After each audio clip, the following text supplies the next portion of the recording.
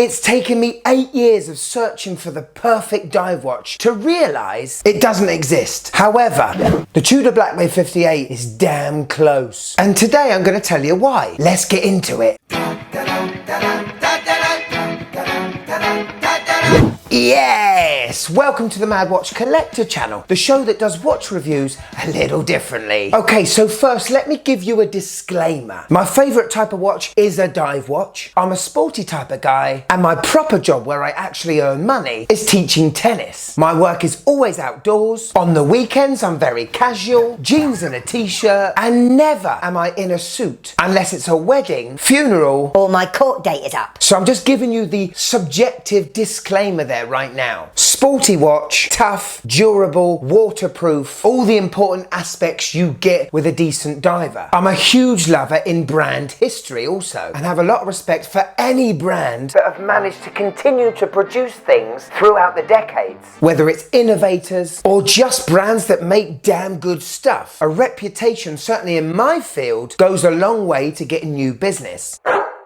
Now, I own quite a few divers, and I've reviewed quite an awful lot of them too. I have a certain size wrist, and I have a certain taste. I prefer vintage inspired watches, so watches reissued from a brand's back catalogue or inspired by, more than a modern design. After all, a mechanical watch is an outdated tool, and most people look at the time and the date and the day on their phones. So I love mechanical watches because they're a thing of the past. A tool that obviously played a hell of a big role in a lot of people's lives. And that, in a nutshell, of quite a big nut, is why I think, for me, the Black Bay 58 is the best diver I've ever reviewed and had on my wrist and owned. I've had this watch for well over a year and a half now. My feelings haven't lessened on it. They've grown even stronger. Now, the Tudor Black Bay 58 was inspired by Tudors and Rolex Submariners from the 1950s. In actual fact, the Black Bay 58 relates to a Tudor Submariner from 1958. And Rolex brought out Tudor to try and corner the affordable market. So using all of the outside pieces of Rolex, from the case, the crown, the bezel, everything, but instead of using a high-end movement inside, Rolex took off-the-shelf movements from Switzerland and made them affordable to more people. I see myself more as a Tudor guy than a Rolex guy, and I feel what Tudor does amazingly well is take heavy inspiration from the best days of watchmaking, let's be fair, and reimagine them with modern made technology. So when I look at a Black Bay 58, I'm getting the 1950s, I'm getting old Rolex, I'm getting old Tudor, I'm getting old divers. The gold tones from the bezel and the dial, they are so warm and inviting. They're not showy, they're not blingy. The case is beautifully made. There's no crown guards. Automatically you think vintage diver. On the dial you have the applied markers that reference the Rolexes and Tudors from the 50s. But we have a snowflake handset that was designed in conjunction with the French Marine Corps. With dive watches you get a dive time bezel, and this one, in my opinion, is the best bezel I've ever twisted on a dive watch. and I've twisted a few. Ceramic ball bearings are used for the click and the actual engineering of this bezel. 60 clicks. I prefer 60 clicks on a diver, not 120, but here we go. Oh my. That's good stuff. The little pop of red on that bezel insert just sets off the whole watch. Going back to that screw down crown, we've got the Tudor rose, which is another connection from me being English. And when I have this on my wrist, I honestly feel I'm wearing some sort of a legend, and I feel very proud of owning one.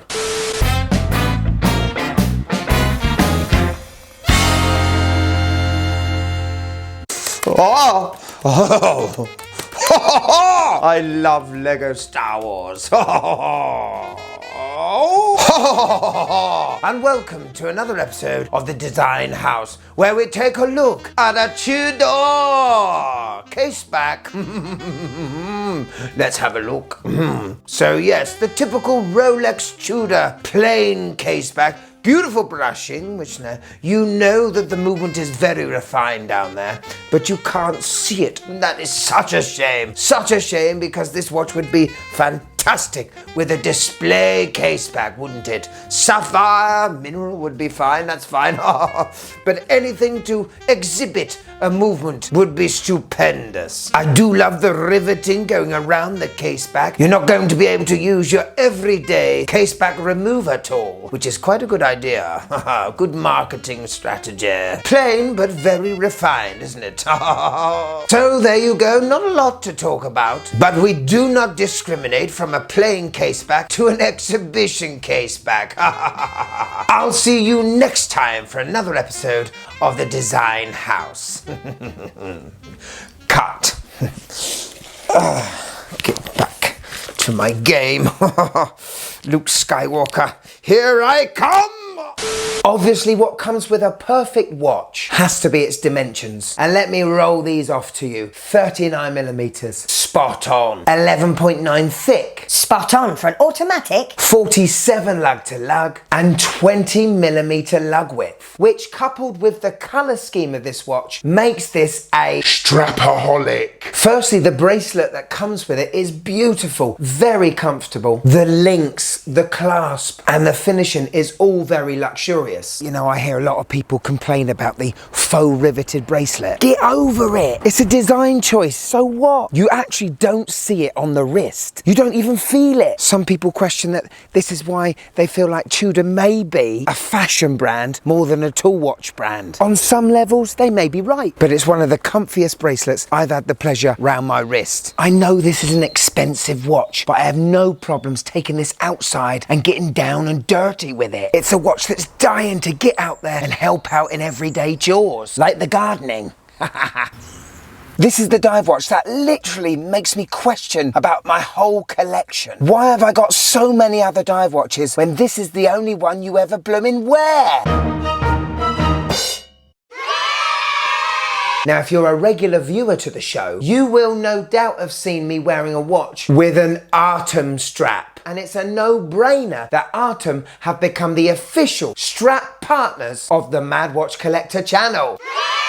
A premium strap company that first came out with a sailcloth strap, which is absolutely awesome. ARTEM have recently come out with some NATOs, as well as different colour sailcloths, but they all have a fantastic running theme going through them. They're so well made. If you buy an ARTEM strap, you will literally have it for life. From the stainless steel parts, to the fabric, to the stitching of the holes. I cannot fault ARTEM, and I wholeheartedly recommend them to you guys. Whatever watch you have, ARTEM can elevate it and make your watch look $1,000,000. Gotta say, I love it on this NATO. Those warm goldy colours, a little bit like the James Bond Omega Seamaster NATO. But what a perfect partner it is with this Black Bay 58. Check out their website in the link below. Honestly, if you buy one of these straps, you will not regret it.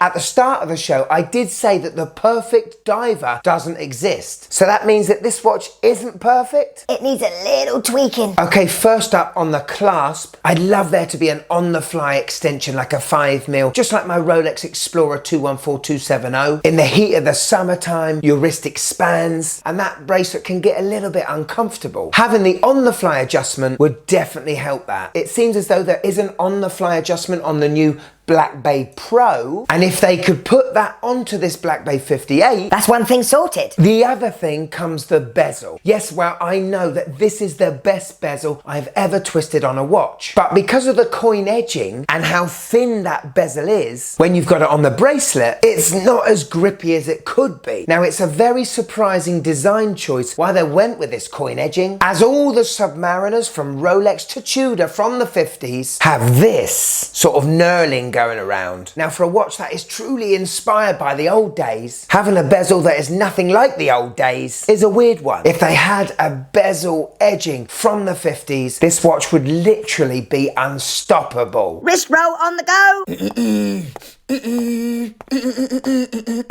Wrist roll on the go. So I think I've given you my reasons why I think this is the best diver out there. It's a grail watch for many, but it's just over a third of the price of a Rolex Submariner. designer. And for me personally, with my wrist size, I would honestly still choose the Black Bay 58. I'd love to know what you think is your near perfect dive watch, dress watch, pilot's watch, whatever. Have you actually found the perfect watch? Or like me, have you come to the realization that it doesn't exist? But there are a few that come quite close. Remember, if you say to anybody that you have found the perfect watch and your partner hears, then you may not be able to justify buying another one. Just remember that. From me, the Mad Watch Collector, I'll see you in a tick, tick, tick, a tick.